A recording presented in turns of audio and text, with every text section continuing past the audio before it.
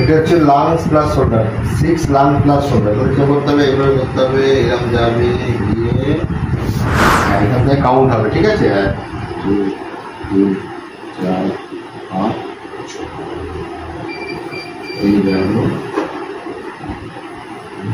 3 6, এইভাবে 6 বার করতে হবে।